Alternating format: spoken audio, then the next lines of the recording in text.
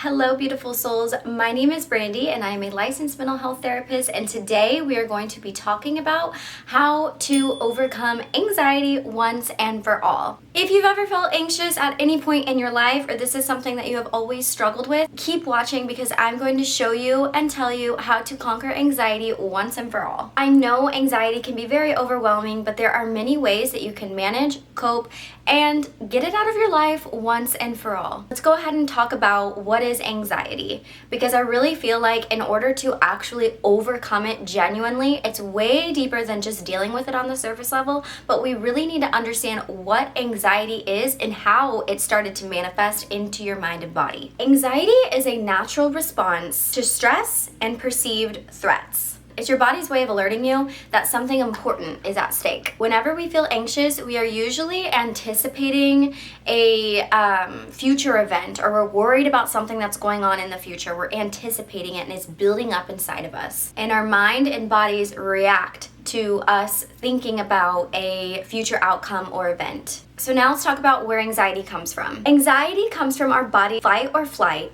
response, which is a survival mechanism that we have used through ancient times, that we used to literally fight away and be saved from real physical danger. So back in the day as humans, we needed the fight or flight response to literally survive, and to survive hundreds of thousands of years into where we've come today. We still need our fight or flight response to overcome real dangers, such as a bear or a snake or anything at all, being in a car, things like that. Like, our fight or flight response is very beneficial when there's real danger at stake. However, we have come so used to using our fight or flight response, we are using it way more than we need to, and that is what causes excessive anxiety to manifest and basically live in our bodies and minds whenever every single day of our lives there is not that real physical threat at stake, and we are not living in ancient times whenever we need to use our fight or flight response way more often. In today's world, our dangers are often psychological, like job stress, social interactions, major life changes, rather than the physical dangers that we used to face more often. So our brains are misinterpreting these non-life-threatening situations as life-threatening, and we are using our fight or flight response way often than we need to. So how anxiety manifests in the mind and body is whenever we're anxious, our brains release hormones that are stress hormones like cortisol and adrenaline, which causes physical symptoms like a rapid heartbeat, sweaty palms, feeling nauseous or sick, muscle tension, and it can also cause digestive issues. Mentally, anxiety often shows up as racing thoughts, excessive worry, difficulty controlling that worry, or a sense of impending doom, feeling like you're afraid that something bad is about to happen. So now I'm going to explain the cycle of anxiety so then you can become a lot more self-aware as to what is going on inside your mind and body. So basically, it starts with a triggering event that then causes the symptoms of anxiety. So the triggering event happens, and what we tend to do is avoid the situation by declining the opportunity or just staying away from it, avoiding it at all costs because it's an anxiety-inducing situation. It's stressful, it's triggering. And because we avoid the situation, we tend to get short-term relief from the anxiety, which feels very nice. We're like, okay, I avoided that situation. I didn't go to the social outing. I didn't have to do that public speaking because I changed classes. I didn't have to go meet new people because I declined the birthday party invitation, or whatever the case might be. You avoid the situation and you get relief from it. It feels very nice. Of course it does. But then what happens is this causes long-term anxiety growth. Long-term anxiety growth, because we have the triggering situation, we avoid it, and then we have the short-term relief. This actually makes the situation get scarier, scarier, and scarier because we are going out of our way at all costs to avoid the situation. This is where anxiety grows and expands. And whenever we have this trigger, which causes worry, it often leads to physical feelings. So that makes the trigger even more triggering because we start to feel anxious, we start to feel sweaty, our heart races, maybe our face gets red, all of those things. And we're like, oh my God, this is a very scary situation. We have that fight or flight response that's arising in our body. So this causes it the trigger to get scarier and scarier because we are having very intense physical reactions and psychological reactions. The psychological reactions turn into physical reactions. And the problem is that whenever we avoid the trigger, whenever we have that short-term relief, we are actually reinforcing the anxiety and making it a lot stronger. Breaking the cycle means changing how we respond to our triggers to anxiety. Bottom line, period. Here's the thing. Anxiety disorders affect 40 million people in the United States. It is one of the most common mental health challenges that I see as a therapist and that people face all around the world. If you are struggling, you are not alone, and it is okay, and we can break this cycle. So now you have a better understanding of what anxiety is and how it's manifesting inside your body, how that cycle works. I want you to think about the situations in which you are getting into that cycle of anxiety, and now we're going to tackle it head on, how to deal with the anxiety, how to break this cycle once and for all. So step one is become aware of your triggers. Awareness is the first step. I want you to ask yourself, what situations are very anxiety provoking to me? What situations cause me an unusual amount of stress and cause me to have that fight or flight response? Is it social situations? Is it work deadlines? Maybe it's health concerns. Becoming aware of your triggers can help you identify your patterns and when anxiety might arise and help you anticipate anxious moments so then you can face the trigger head on and you can prepare yourself for whenever this trigger is about to happen. And whenever we prepare ourselves, we are way more likely to break this cycle. Once you notice your triggers, once you know what your triggers are, notice how you respond to them. Are there particular thoughts that are coming up? Are there physical reactions that start happening? Do you tell yourself, I can't handle this? Do you tell yourself, this is too scary? Do you tell yourself, they're looking at me, I don't like this, I'm not good at this, I can't do this? This is where the cycle of anxiety starts to happen. That triggering event is now causing you to have super duper crazy thoughts and those physical symptoms that start happening. So the way to break this from a very, very deep psychological level is noticing our thought patterns. This is the basis of cognitive behavioral therapy. This is why cognitive behavioral therapy is used across majority of therapists, and it works. It is science-backed, it works. So the first way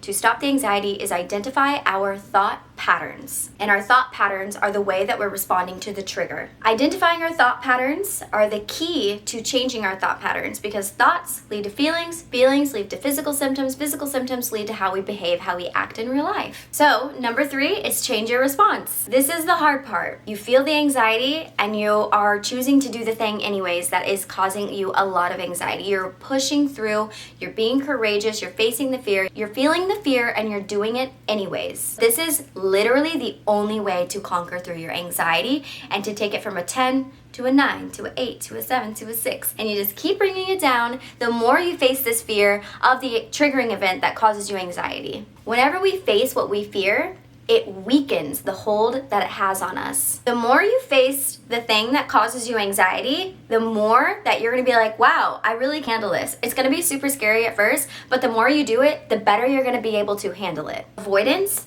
keeps us trapped. It keeps us trapped in the cycle of anxiety. It causes anxiety to get bigger and bigger and bigger. But stepping into fear, even in the smallest ways, is a very, very powerful tool for overcoming anxiety. And truthfully, it is the only way to getting to the deeper psychological core of your anxiety and eliminating it once and for all. So we've talked about what anxiety is, we've talked about how to eliminate anxiety, but now let's get into a little bit more coping skills for your anxiety when you do experience those feelings.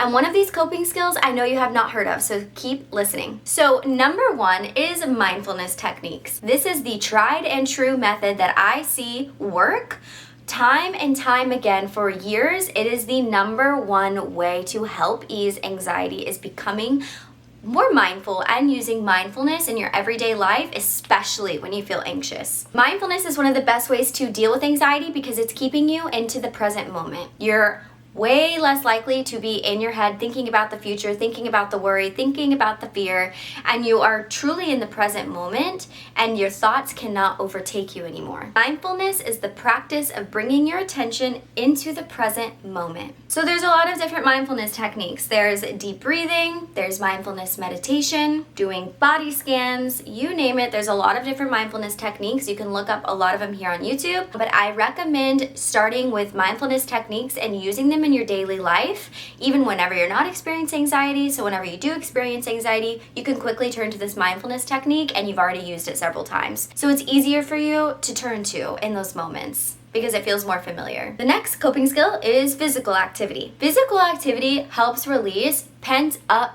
emotions. Emotions and thoughts get trapped not only in our minds, but they manifest in our body as well. So whenever we exert energy, when we move our bodies, we let these emotions kind of move through us a little better, and we're able to kind of shake it off, per se. Even just going on a walk outside can help you lower your cortisol levels and get you feeling much more calmer. So there's walking, yoga. Maybe you like the gym, maybe you like running.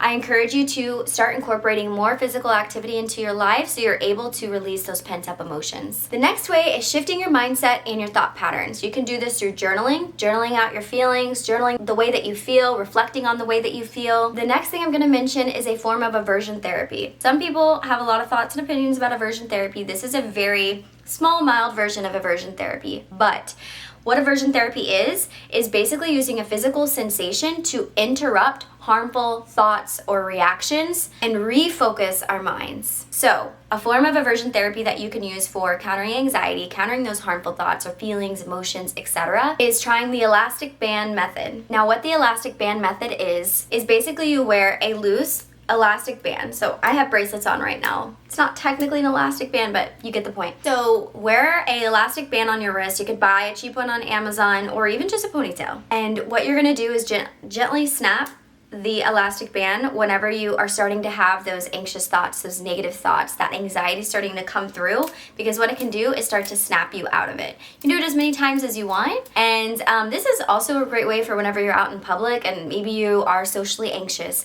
Maybe you're at a dinner or something like that, and if you're starting to feel those thoughts or feelings start to arise, you can quickly use the elastic band method and no one will really notice. And it's a way to kind of snap you out of that reality and get you back into the present moment. It's a great mindfulness technique to use. So, last but not least, with coping with anxiety is through social support. Anxiety can feel very isolating, so connecting with others can really help ease those anxiety symptoms and make us feel less alone. So, talking with your friends or family members, calling them up when you feel anxious, sending your friend a text just to get your mind off of it, distract you, or anything like that, or even talking about what's making you anxious so that they can be there for you and support you and you can feel less alone as you deal with this. Share what you're going through and let the people who love you, the people in your life, support you because they want to. You are not a burden to them. And another way to receive social support is through therapy. Of course, I'm a therapist. I'm going to suggest this. Therapy is one of the most effective ways to deal with anxiety. If you're doing all the things and it still feels like it's just all consuming, it's just too much, I highly encourage going to therapy. This is a very safe,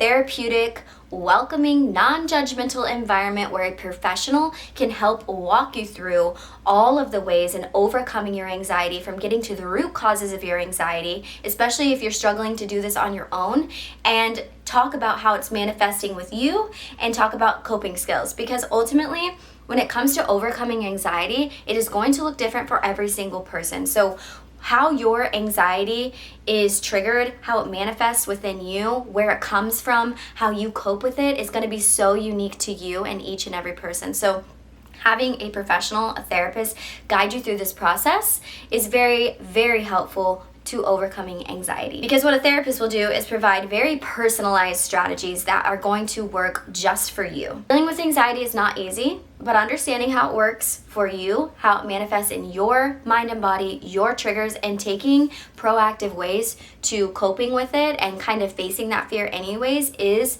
the key in overcoming it once and for all. I have dealt with anxiety for majority of my life, and I'm now a therapist, and this is something that I'm super passionate about and why I wanted to share some of the things that worked with me, worked with some of my patients, so that they can help you as well. Remember, anxiety does not have to control your life anymore. There is a version of you that does not have anxiety, I promise. You have the power to face it step by step. Keep hanging in there. You can get through this, I promise. Thank you for watching, and if you found this video helpful, please hit subscribe for more videos like this and share it with someone who you feel like this might be helpful for. Thank you for watching. I love you and have an amazing day.